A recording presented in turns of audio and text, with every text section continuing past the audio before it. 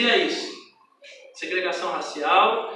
E ele, o Martin Luther King, era um pastor que promovia a desobediência civil. Quem estava errado? Ele estava em pecado? Era rebeldia? Essa rebeldia não é pecado. Essa rebeldia, pelo contrário, é uma rebeldia que lembra de Jesus. Que permite ser tocado por uma mulher, que conversa com uma mulher, que aceita no seu grupo mulheres, que aceita a criança. Os discípulos espantando, não, deixa vir a mim. Que aceita o publicano, vem Mateus e me segue. Mas peraí, Mateus? Que fala para Zaqueu, hoje me convém entrar na tua casa, e ainda chama ele de filho de Abraão.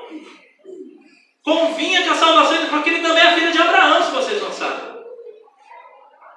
O texto vai falar algumas coisas, é muito tênue, né? Tem que ter a graça para saber separar. O texto fala que a gente tem que só se sujeitar, às vezes, passivamente. Jesus chama Herodes de raposa, e de dizer para aquela raposa que eu curo hoje e amanhã, e no terceiro dia serei morto. João Batista também, raça de víboras, falando para soldados, autoridades instituídas, falando para fariseus, autoridade instituída, falando para escribas e sacerdotes, autoridade instituída, raça de víbora. Quem vos ensinou a fugir da ira futura? Ou seja, acima de vocês existe um juiz maior. É claro que estou falando de situações em que se opõem, né, à verdade. Olha, um texto do pastor, acho que é Miller, tá? Um alemão, que cometeu um equívoco. Ele foi simpatizante do nazismo no começo, mas depois ele se tornou um dos maiores adversários do nazismo. Ele disse o seguinte, com uma frase desse pastor, tá? Ele é arrependido de no começo ter sido simpático aos nazistas. E aqui a gente pensa na resistência só de ficar calado, né? Um dia vieram e levaram o meu vizinho que era judeu. Como eu não sou judeu, eu não me incomodei. No dia seguinte vieram e levaram o meu outro vizinho que era comunista. Como eu não sou comunista, eu não me incomodei. No terceiro dia vieram e levaram o meu vizinho católico. Como eu não sou católico, eu não me incomodei. No quarto dia vieram e me levaram. Já não havia mais ninguém para reclamar.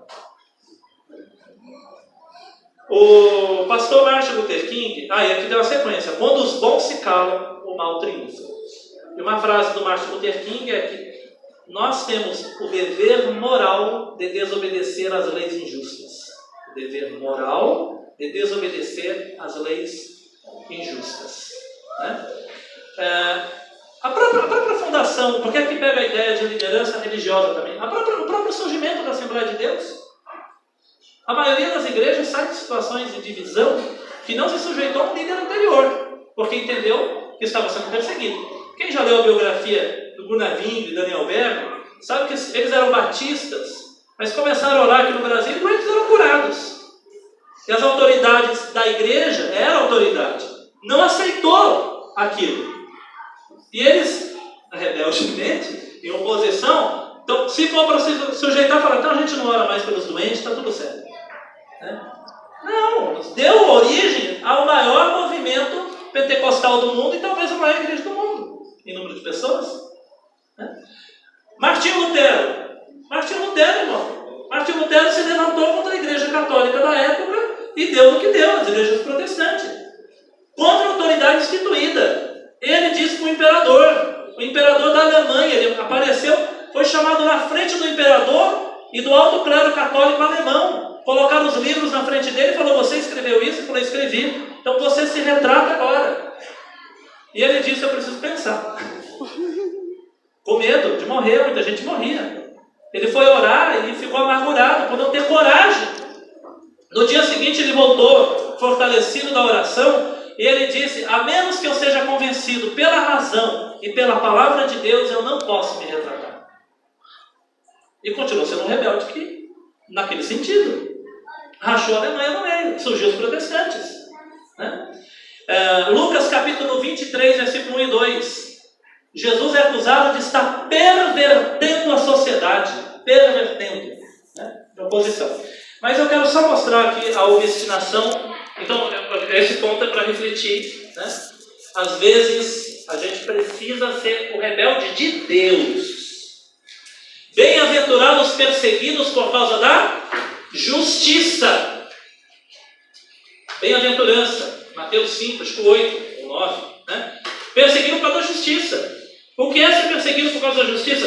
Eu iria ler aqui para os irmãos, mas provavelmente não vou ler. Olha, George Muthman é um teólogo luterano, e aqui ele conta 3 mártires do século XIX. Ele fala de um pastor, deixa eu marcar aqui, ó, pastor Paul Schneider, primeira da Igreja Evangélica Reformada na Renânia. Esse pastor teve uma pessoa que faleceu, ele estava fazendo a cerimônia.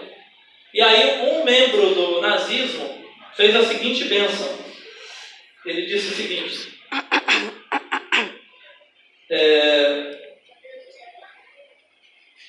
ele disse que a pessoa que morreu estava sendo recebida pela celestial companhia de assalto da SA.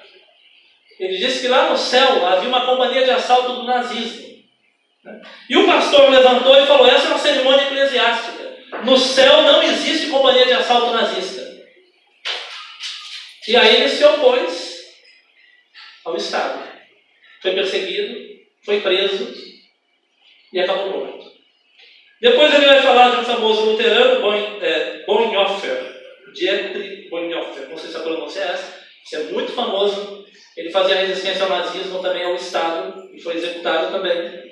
E ele fala depois de um cardeal católico chamado Arnulfo Romero. Esse foi assassinado fazendo a missa no púlpito. O país, acho que é Costa Rica, era dividido entre esquerda e direita, radical. E ele estava no meio, porque ele falava assim: estou na defesa do povo, não na defesa de nenhum meio político. Mas como ele ficava muito do lado do povo, ele começou a ser associado à esquerda, mas ele não era comunista. E alguém do governo mandou executá-lo. Ele foi assassinado no púlpito. Mas no dia do enterro dele, se não me engano, 60 pessoas foram mortas. E aqui ele diz: esse é um mártir do povo. Ele morreu porque estava do lado do povo. Então, esse tipo de rebeldia existe. Mas é um tipo de rebeldia que eu não vejo como pecado. Ele nunca armou ninguém, não fez nenhum movimento para ir matar ninguém. Mas o movimento de resistência, o Martin Luther King fazia o quê? Vamos entrar numa lanchonete que negro não pode entrar. Chega lá e pede um café. Não vão te servir. Você vai falar: eu não saio daqui. A polícia vai vir e vai te bater. Na hora que a polícia estiver batendo, não revida. Mas o irmão mais forte vai lá e cobre ele para proteger, mas sem revidar.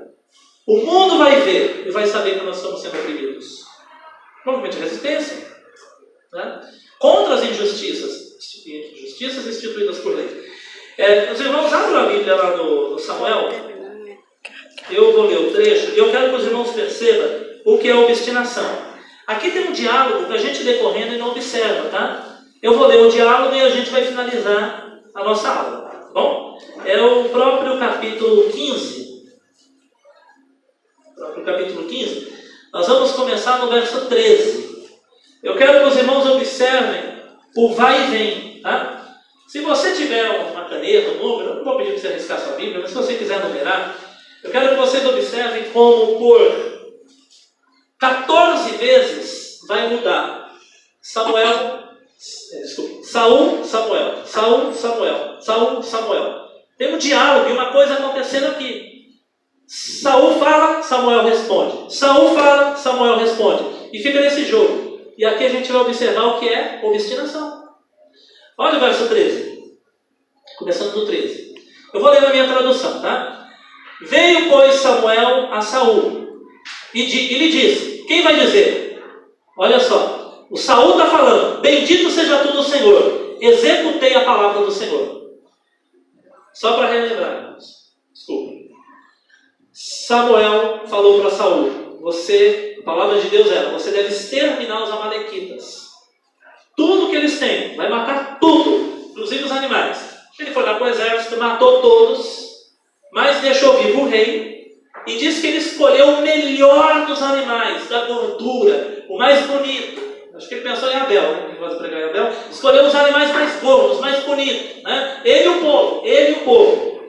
E levou embora. Então, quando o Samuel aparece na frente de Saul, o Saul já vai respondendo: oh, bendito do Senhor, eu executei a palavra de Deus. Então ele está dizendo que ele fez o que Deus queria. Resposta de Samuel, verso 14. Então disse Samuel: que balido, pois, de ovelha é esse no meu ouvido e o mugido de bois que ouço? Ele está sendo irônico, ele está falando: você não fez o que Deus mandou. Era para matar todas as ovelhas. Eu estou ouvindo um barulho de ovelha. Não tinha ovelha nenhuma. Ele é um profeta, tá? É ironia profética. Quando o cara fala assim: eu estou sem dinheiro nenhum no bolso hoje. Aí o profeta fala: essa nota de 100 na sua carteira. Mais ou menos isso, né? Obedeci o Senhor. E que barulho é esse de ovelha que eu ouço? Aqui já era para ele falar: pequei, né? Verdade. Já descobriu, né? Já, o VAR já olhou, já pegou. Verso 15. Respondeu Saul: de Amaleque os trouxeram, porque o povo poupou o melhor das ovelhas e do boi para o sacrificar ao Senhor teu Deus. O resto, porém, destruímos totalmente. De novo ele volta, agora ele joga um pouco da culpa no povo e fala: sabe o que é? A gente destruiu tudo, mas o povo pegou o melhor para oferecer. Ele não falou nem meu Deus, nem o nosso Deus, para o teu Deus. Mas o resto a gente destruiu. Ele está dizendo: eu fiz sim o que Deus mandou. A gente separou o melhor e o resto a gente destruiu. Então não dá o braço a torcer. Segunda vez aqui, aí volta a palavra para o Samuel. Verso 16. Então disse Samuel a Saul: espera e te declararei o que o Senhor me disse essa noite. Respondeu-lhe Saul: então fala. Verso 17. Prosseguiu Samuel: porventura, sendo tu pequeno aos teus olhos, não foste por cabeça das tribos de Israel, e não te ungiu o Senhor rei sobre ele? Enviou-te o Senhor a este caminho e disse: vai, destrói totalmente esses pecadores, os amalequitas, e peleja contra eles até exterminá-los. Por que, pois, não atendeste a voz do Senhor, mas te lançaste ao despojo e fizeste o que era mal aos olhos do Senhor? Agora a terceira vez que o Saul vai falar. Será que agora que eu abraço aqui vai torcer? É a terceira vez já. Terceira vez. Então disse Saul a Samuel: pelo contrário, dei ouvido à voz do Senhor e segui o caminho pelo qual o Senhor me enviou, e trouxe Agag, rei de Amaleque, os amalequitas os destruí totalmente. Mas o povo tomou do despojo ovelhas e bois, e o melhor do designado à destruição, para oferecer ao Senhor teu Deus em Gilgal. Terceira vez. Aqui ele já se levanta contra o profeta. O profeta falou: Deus mandou fazer isso, isso e isso, você era pequeno, Deus se levantou, tal, falando tudo que ele fez. Aí ele fala: pelo contrário, eu obedeci. Isso é obstinação. É agora que o Samuel ficou nervoso profético, e falou da obstinação. Vocês viram que já é a terceira vez que ele está batendo o pé: eu fiz. Mas eu tenho um aluno assim. Você tem filho assim? Aluno assim? Você fala: por que você fez isso? Mas eu não fiz, né? Mas eu estou vendo. Não, mas não fui eu. Aí começa a usar desculpa. Não, mas não é bem assim. É ele, aqui. Eu fiz, eu obedeci. Aí ele vai dizer o texto que nós lemos, verso 22. Porém Samuel disse: tem porventura o Senhor tanto prazer no holocausto, sacrifício, quanto que você obedeça a sua palavra? Eis que obedecer é melhor que sacrificar, atender é melhor que a gordura de carneiros. Porque a rebelião é como o pecado de feitiçaria, e a porfia ou obstinação, aqui é a obstinação dele. Você está insistindo. A obstinação é como a idolatria e o culto ao ídolo do lado. Meu querido irmão, a ideia aqui da idolatria também tem esse sentido. Quem manda é Deus. Olha aqui. Quem manda é Deus. Ele é o grande Senhor. É Ele o governante. Deus determina.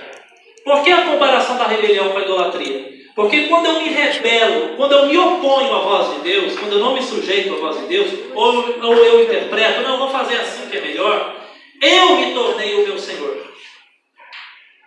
Por que a idolatria? Porque a idolatria é você adorar, servir outro Deus. Se você não obedeceu a Deus e obedeceu uma outra ordem, quem deu essa outra ordem é o teu Deus.